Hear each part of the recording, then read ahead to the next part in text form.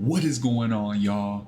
It's your boy Chuck, Almighty Chuck, Chuck Weezy, whatever you want to call me, as long as it's respectful. I hope that y'all are doing well. And today, I'm going to tell you why MCU Iron Man slams Homelander. Let's get into it. Now, there's two sides to this coin, right? On one side, Iron Man just has way too much durability for Homelander to be able to overcome. And on the other side, Homelander doesn't have the durability, as we know, to be able to keep up with Tony's hardest hitting moves. Starting off with Tony, right?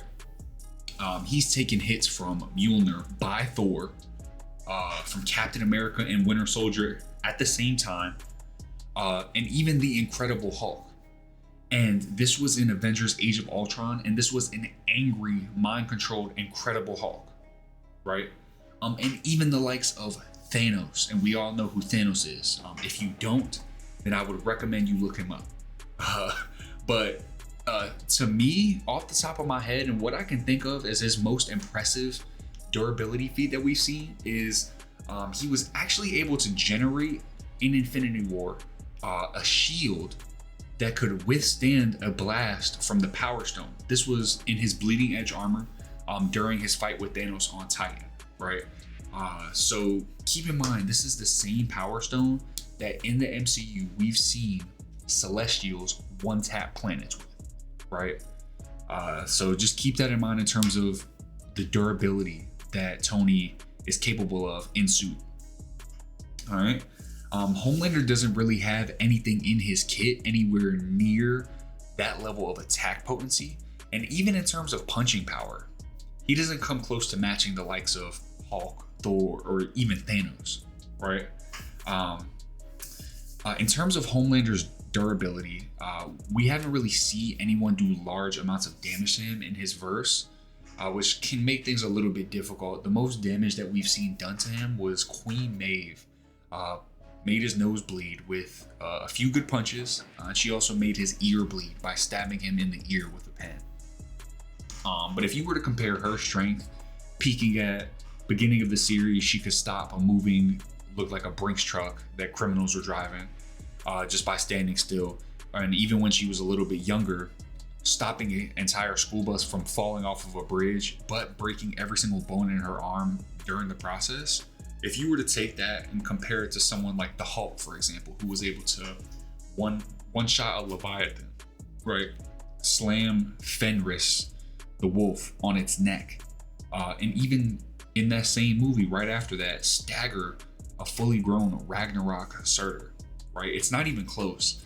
And Tony is going to be in the same ballpark of the Hulk in terms of hitting power, maybe even harder considering that he was able to make Thanos bleed, right? Now, does that make sense?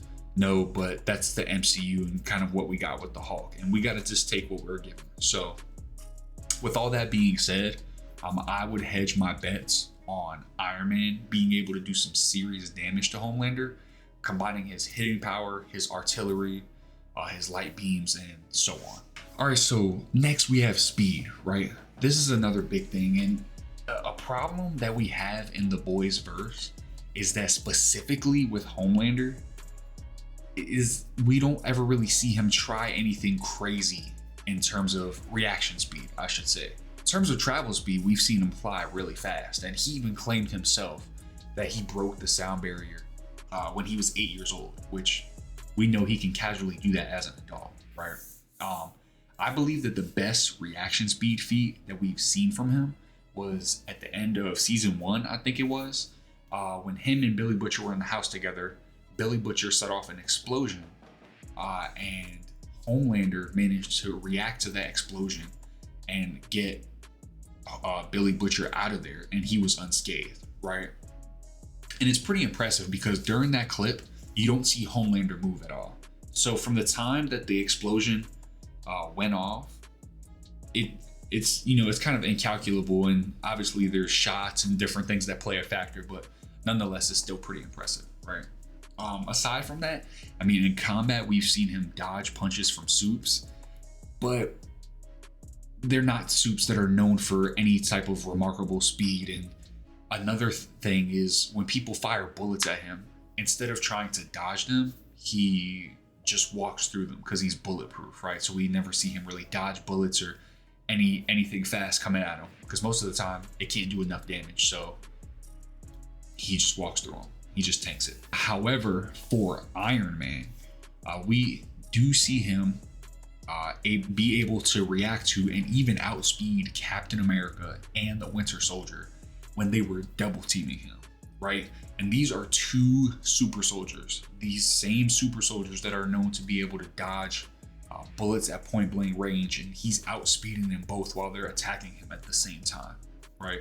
We've never seen Homelander test his speed against someone like A-Train, for example, who's a speedster in the verse. At least in the show, we haven't seen that, right?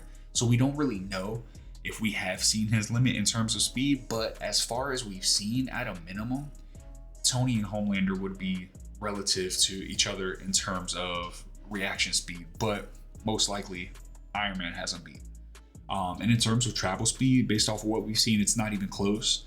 We've seen Tony and even just pieces of his armor alone going well over Mach 40, traveling from country to country.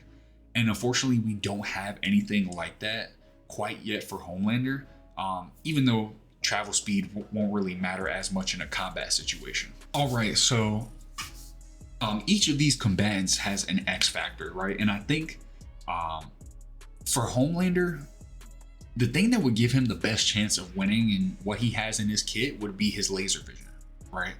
We see him constantly rip through people with ease. He even ripped through an entire crowd of protesters in his imagination, but it's implied that he could have done that, but chose to control himself so that way he doesn't taint his image in the eyes of the public, because that's a big thing in the Boys for Soups. However, even that isn't going to come close to damaging Iron Man enough for him to win. Even in just Avengers 1, the first Avengers movie, we see Tony's suit literally tank Thor's lightning. That lightning charged his suit to 400% capacity, and he released all of that energy right back at Thor. So Homelander's laser vision doesn't come anywhere near Thor's lightning in terms of power output. And that's just the first Avengers. Tony has had so many more advanced suits past that point in time, so the chances of Homelander being able to cause serious damage, they really just dwindle tremendously as we get deeper into the saga. Tony's X factor, in my opinion, and what leads me to believe that he would win this fight quickly and handily, is his intelligence and his advanced suit designs, right? People always talk about prep time with characters like Batman, for example, but a lot of people don't consider that Iron Man is prep time in real time, if that makes sense. To elaborate, his prep time is all the years that he spent honing in his intelligence, right? Building all of his suits, developing his artificial intelligence like Jarvis, Friday, Karen. In a random encounter, he has all of that at his disposal with literally the snap of a finger. And if you decide to give him any extra prep time, come on now.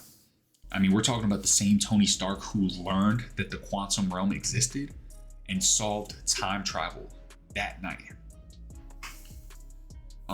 In conclusion, the MCU does give Iron Man an advantage because they've presented way bigger challenges for him to display everything that he can do, right? Nonetheless, MCU Iron Man stops Homelander from the Boys TV show. But I would love to hear you guys sound off if you agree or disagree. Let me know in the comment section. If you enjoyed the video, drop a like. And if you want to see more, hit the subscribe and notification buttons. I will see you guys for the next discussion.